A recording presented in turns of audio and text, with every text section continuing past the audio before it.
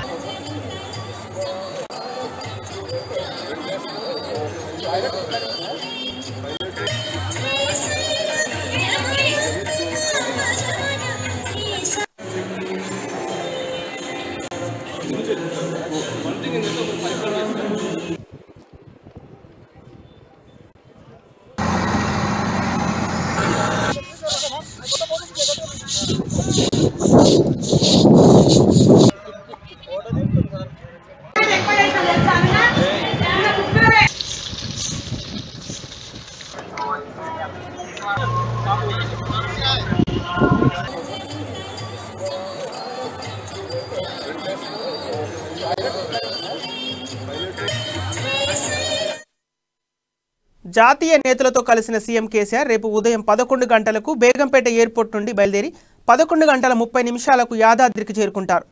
ముఖ్యమంత్రులు, అధికారులు 2 ప్రత్యేక హెలికాప్టర్లలో యాదాద్రికి వెళ్లనున్నారు. లక్ష్మీ నరసింహస్వామిని దర్శించుకుని ప్రత్యేక పూజలు చేస్తారు. ముగ్గురు సీఎంలు తిరిగి 12 గంటల 30 నిమిషాలకు యాదాద్రి నుంచి ఖమ్మం వెళ్తారు. అక్కడ ఇంటిగ్రేటెడ్ కలెక్టరేట్ భవనం ప్రారంభంతో సహా కంటి వెలుగు 2వ దఫా ప్రారంభోత్సవంలో పాల్గొననున్నారు. మధ్యాహ్నం 3:30కు ఖమ్మం పబ్లిక్ మీటింగ్లో పాల్గొంటారు.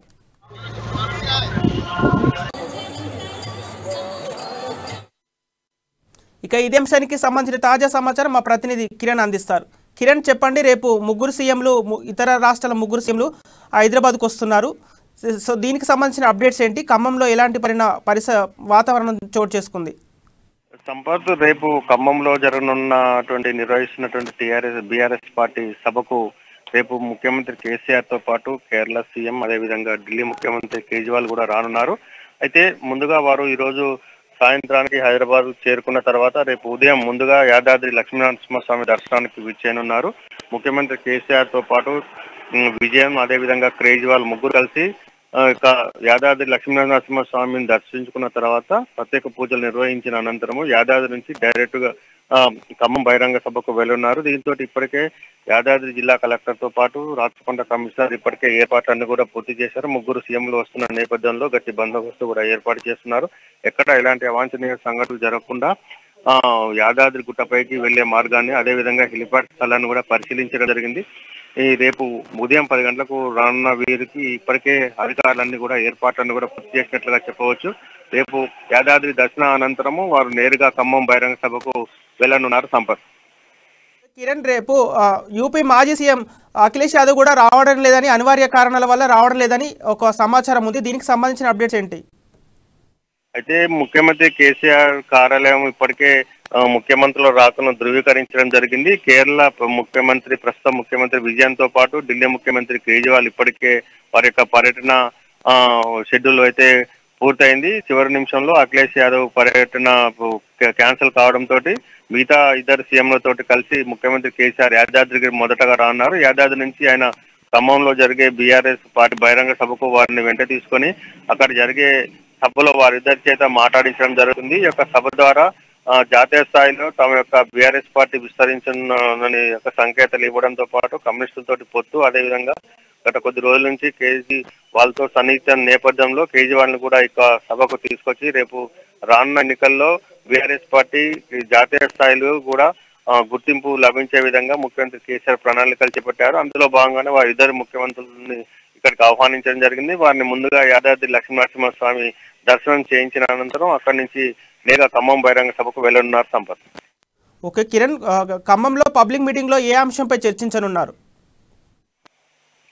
అయితే టీఆర్ఎస్ పార్టీ బీఆర్ఎస్ పార్టీగా అవతరించిన నేపథ్యంలో జాతీయ స్థాయిలో బీఆర్ఎస్ పార్టీ కార్యకలాపాలు నిర్వహించేందుకు గాను జాతీయ స్థాయిలో ఈ యొక్క బీఆర్ఎస్ పార్టీని విస్తరించేందుకు ప్రణాళికలో భాగంగానే ఈ యొక్క ఖమ్మంలో భారీ బహిరంగ సభను ఏర్పాటు చేయడం జరిగింది. టీఆర్ఎస్ నుంచి బీఆర్ఎస్ పార్టీగా మారిన అనంతరము తొలిసారిగా బీఆర్ఎస్ పేరు మీద యొక్క సభ జరగనుండటంతో దేశవ్యాప్తంగా కూడా అందరూ కూడా సభ పైన చూస్తున్నారు. ముఖ్యంగా ఇటు తెలుగు రాష్ట్రాల నుంచి కూడా ఎక్కువ సంఖ్యలో యొక్క భారీ బహిరంగ సభకు తరలించి యొక్క సభను విజయవంతం చేసేందుకు గత 2-3 రోజులుగా మంత్రి హరీష్ రావు అక్కడే తిష్ట వేసి యొక్క సభ విజయవంతానికి కృషి చేస్తున్నారు. దాదాపు 5 లక్షల నుంచి 10 లక్షల మంది జన సమీకరణకు ఇప్పటికే ఏర్పాటు కూడా పూర్తి చేశారు. రేపు భారీ ఎత్తున బీఆర్ఎస్ పార్టీ యొక్క సభను నిర్వహించి జాతీయ స్థాయిలో బీఆర్ఎస్ పార్టీ కార్యకలాపాలను రానున్న రోజుల్లో విస్తరించేందుకు కేసీఆర్ యొక్క భారీ సభను నిర్వహిస్తున్నారు. సంపత్. ఓకే కిరణ్, పొంగులేటి శ్రీనివాసరెడ్డి బీజేపీలోకి వెళ్తున్నారనే సమాచారంతోనే ఈ బహిరంగ సభ ఏర్పాటు చేస్తున్నట్లు సమాచారం ఉంది. దీన్ని ఏ విధంగా చూడొచ్చు? అయితే గత కొద్ది రోజులుగా టీఆర్ఎస్ పార్టీలో అసంతృప్తిగా ఉన్న నేతలందరూ కూడా బీజేపీతో పాటు కాంగ్రెస్ లో వెళ్తున్నారు. అయితే ఖమ్మం జిల్లాలో మొదటి నుంచి పట్టున్నటువంటి పొంగులేటి శ్రీనివాసరెడ్డి గత 4 సంవత్సరాలుగా పార్టీ కార్యక్రమాలకు దూరంగా ఉంటున్నారు.